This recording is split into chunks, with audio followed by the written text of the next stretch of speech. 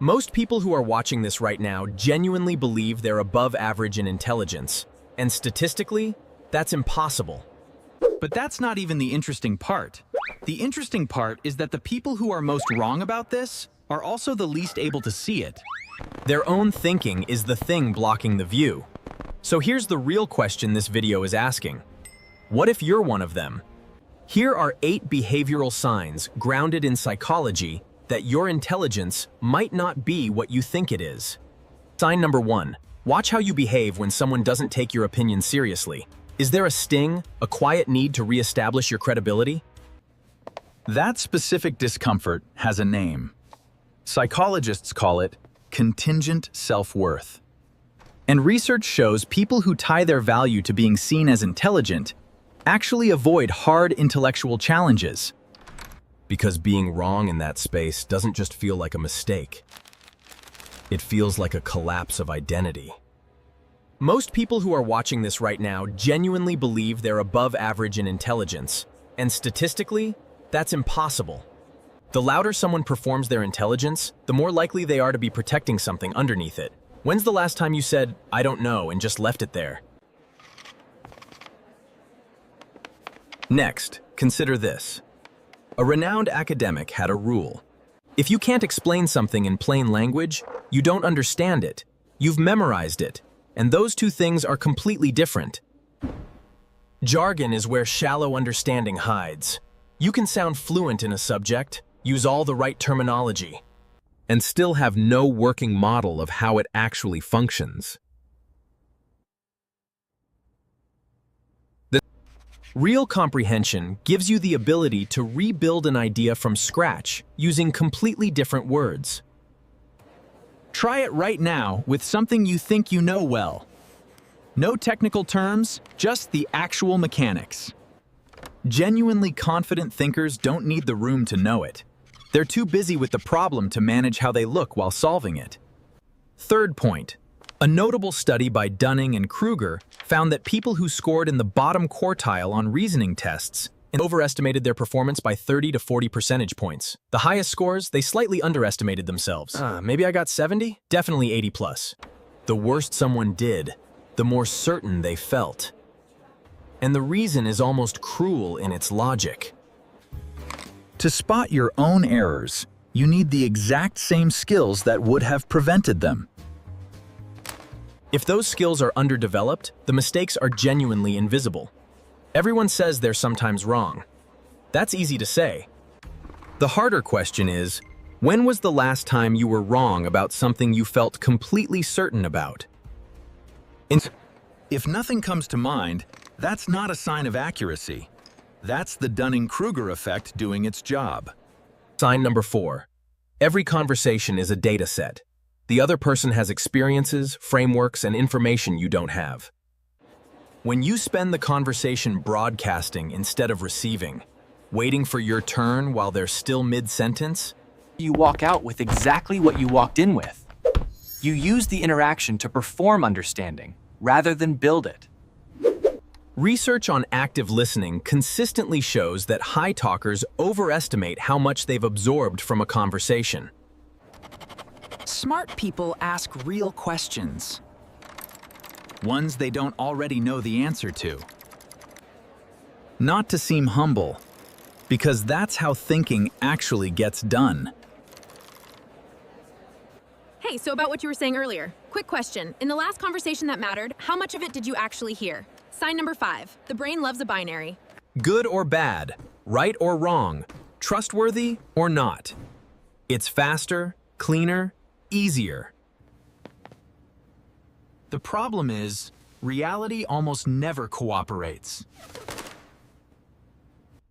Psychologists call this dichotomous thinking, and it's linked directly to low cognitive flexibility, which is your brain's ability to hold competing ideas at the same time without forcing a verdict on them. Here's the diagnostic.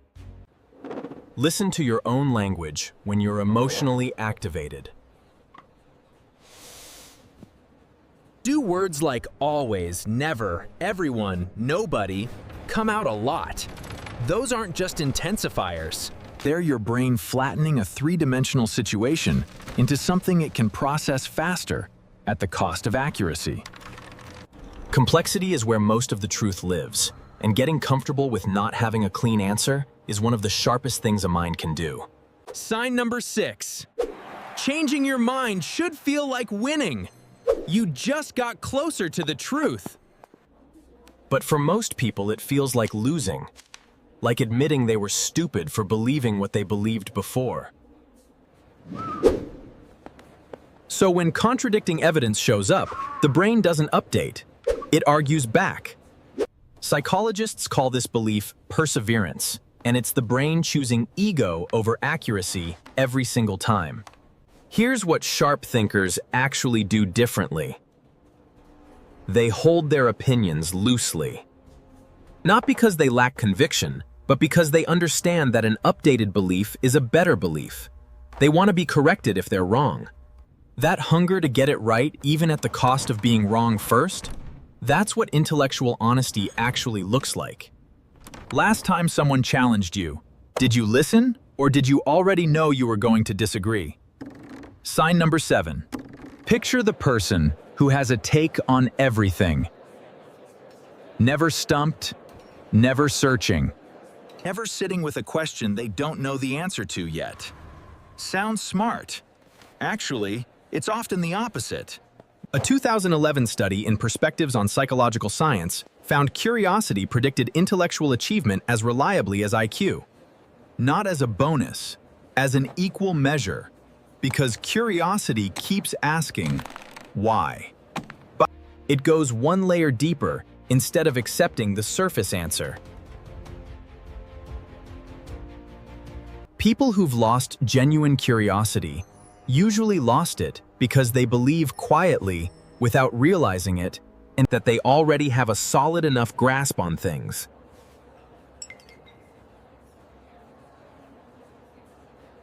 That settled feeling of knowing enough is one of the most effective growth stoppers that exists. It doesn't feel like a limitation, it feels like confidence. Think about your area of expertise.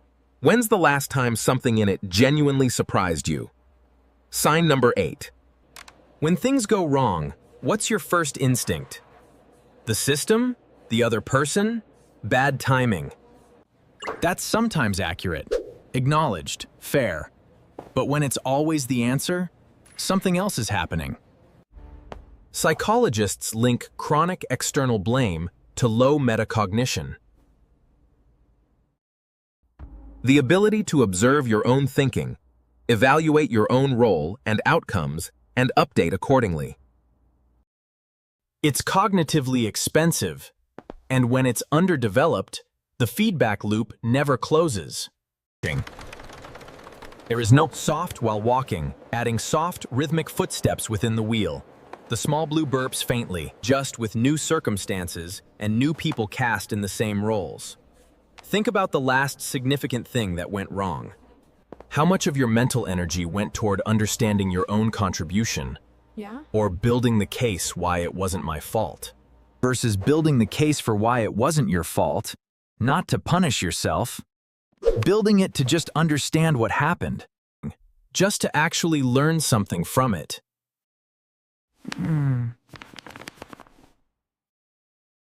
The biggest sign of low intelligence isn't any of these 8. It's watching this video and being certain none of them apply to you. I genuinely appreciate it. And if you want to support these deep dives, hit that subscribe button too. Goodbye.